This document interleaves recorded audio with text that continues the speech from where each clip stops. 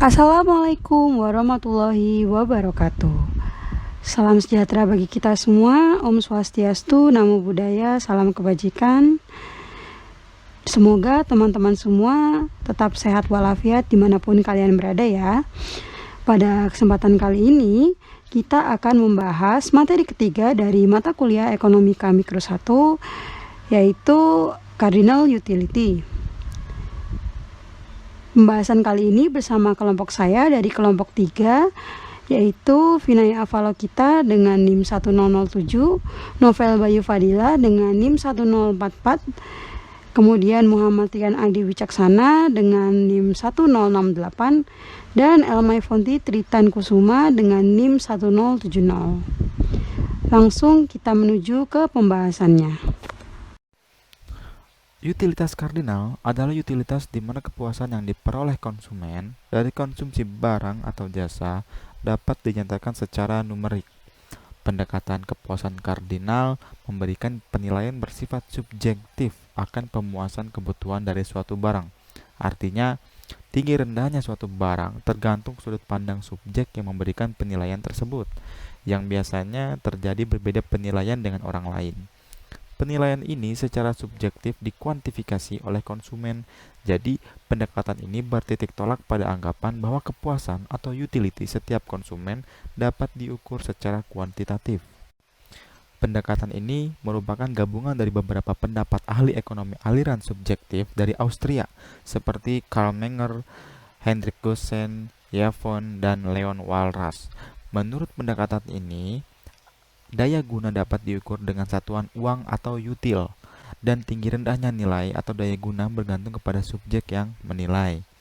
Pendekatan ini akan banyak didasari oleh suatu hukum dari tokoh terkenal, Goosen, yaitu hukum Goosen, di mana hukum Goosen 1 menyatakan bahwa jika kebutuhan seseorang dipenuhi terus-menerus, maka kepuasannya akan semakin menurun. Dan hukum Goosen 2 menyatakan bahwa orang akan memenuhi berbagai kebutuhannya sampai mencapai intensitas yang sama. Total utility adalah jumlah keseluruhan kepuasan yang diperoleh dari mengkonsumsikan sejumlah barang atau jasa tertentu. Ini hanya akan bermakna jika utilitas diasumsikan bersifat kardinal, yaitu terukur. Untuk memaksimalkan utilitas total, konsumen berusaha untuk mencapai kombinasi barang dan jasa yang berbeda. Jika kita lihat dari tabel dan kurve tersebut, nampak bahwa pada mulanya total utility menaik dengan bertambahnya jumlah mangga yang dimakan.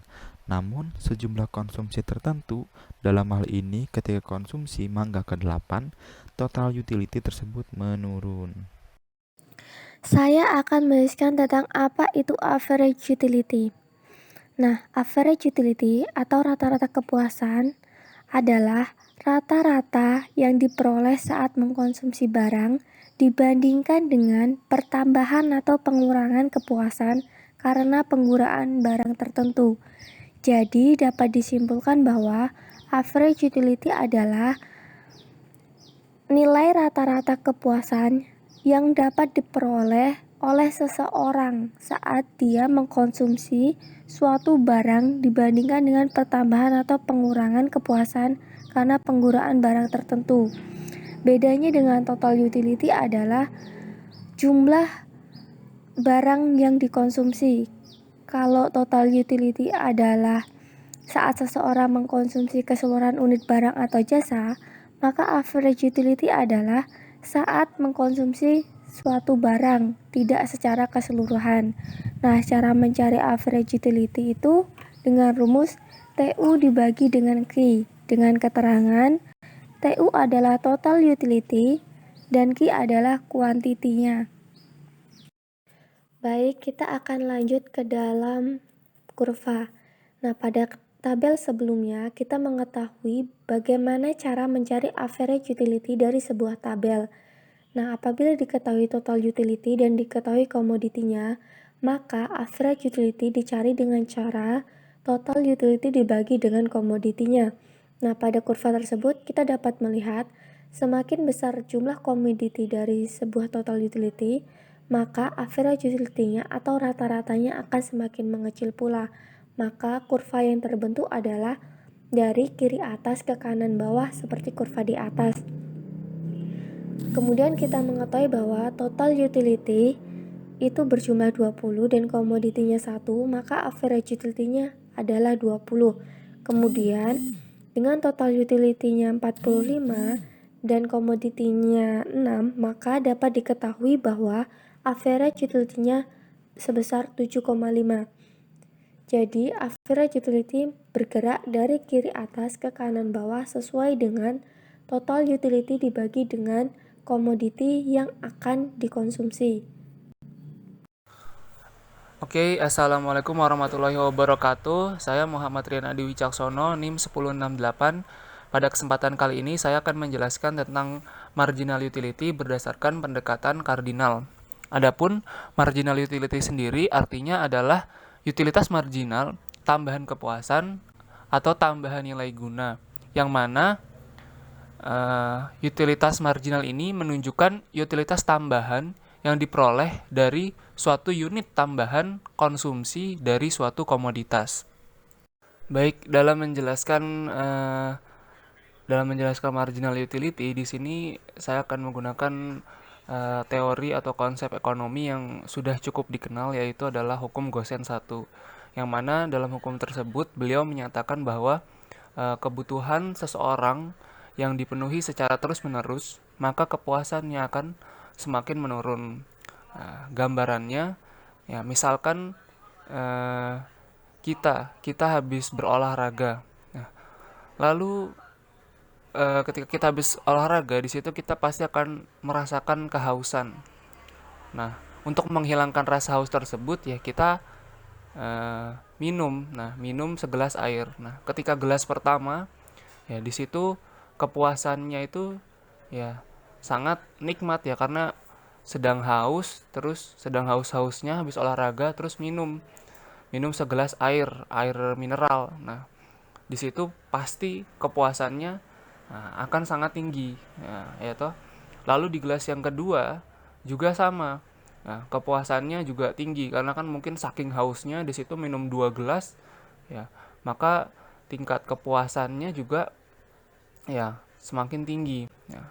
Lalu ya ketika sudah gelas ketiga, ya karena mungkin sudah kembung, ya maka di situ ya nilai tingkat kepuasannya pun ya semakin menurun atau ya tidak sebesar pada gelas pertama maupun gelas kedua. Nah, apalagi ketika sudah gelas keempat, kelima, nah keenam, ya itu semakin lama ya tambahan kepuasannya akan semakin menurun. Nah, inilah yang disebut dengan hukum Gosen 1 itu. Nah, dari hukum Gosen 1 tadi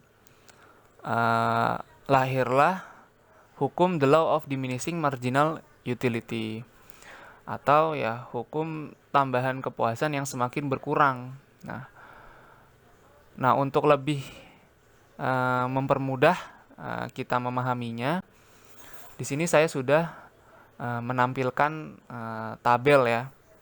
Ya, di tabel yang paling kiri di situ ada jumlah air yang dikonsumsi dalam satuan gelas. Lalu yang di tengah itu ada utilitas total. Lalu yang paling kanan di situ ada utilitas marginal atau marginal utility.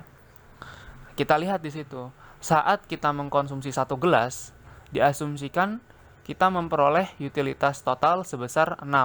Maka marginal utility yang kita terima adalah 6 juga. Dari mana? Ya, dari delta TU atau delta total utilitas per delta Q.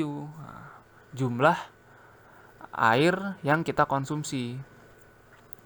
Nah, di situ kita peroleh 6 dari mana? Ya, dari delta TU 6 dikurangi 0 per delta Q. 1 gelas dikurangi 0 gelas sama dengan 1. Jadi 6 per 1 sama dengan 6. Lalu yang di bawahnya juga sama. Ketika kita mengkonsumsi 2 gelas, maka kita memperoleh total utilitas sebesar 11. Maka marginal utilitas yang kita peroleh adalah 5. Dari mana? Dari total utilitas 11 dikurangi total utilitas 6 per 2 gelas dikurangi 1 gelas sama dengan 1. Nah, 5 per 1 sama dengan 5. Begitu seterusnya sampai kita lihat di situ pada gelas yang ketujuh. Pada gelas yang ketujuh, nah, marginal utility yang diperoleh itu sebesar 0. Nah, ini tandanya apa? Tandanya konsumen atau kita di situ telah merasa jenuh karena ya air yang kita konsumsi sudah terlalu banyak. Nah, sehingga di situ tambahan kepuasan yang kita rasakan itu ya tidak ada karena ya sudah kembung perutnya gitu loh. Dari mana? Ya dari ya tadi delta TU per delta Q. Delta TU-nya 21 dikurang 21 sama dengan 0. Delta Q-nya 7 dikurang 6 sama dengan 1. 0 per 1 sama dengan 0. Nah, inilah yang disebut dengan hukum the law of diminishing marginal utility. Nah, dari tabel yang sudah saya jelaskan sebelumnya, apabila dibentuk kurva, maka akan menjadi kurva sebagai berikut ini. Kita lihat di situ, di sumbu X-nya itu menggambarkan jumlah air yang kita konsumsi dalam satuan gelas. Lalu di sumbu Y-nya di situ menggambarkan total utilitas atau marginal utilitas yang kita rasakan. Nah, ketika kita mengkonsumsi gelas yang pertama, nah di situ kita memperoleh total utilitas sebesar 6 dan juga marginal utilitas sebesar 6. Nah, maka ya kita titik di situ di titik 1.6. Nah, lalu ketika kita mengkonsumsi gelas yang kedua, maka total utilitas yang kita peroleh itu sebesar 11. Sedangkan marginal utilitas yang kita peroleh tadi sebesar 5. Nah, maka ya seperti kita lihat di situ pada kurvanya. Kita titik di titik 2.11 ya untuk kurva total utilitas.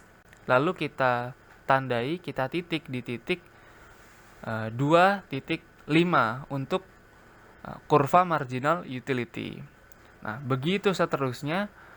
Nah, sampai kita lihat pada gelas ketujuh. Nah, pada gelas ketujuh di situ kita lihat total utilitas yang diperoleh itu sebesar 21. Nah, sedangkan seperti yang sudah kita lihat di tabel yang sebelumnya, marginal utilitas yang kita peroleh sebesar 0. Nah, maka ya kita titik di situ. Kita titik untuk kurva total utilitasnya, kita titik di titik 7.21. Lalu untuk kurva marginal utility kita tandai di titik 7.0. Nah, maka terbentuklah kurva sebagai berikut ini ya.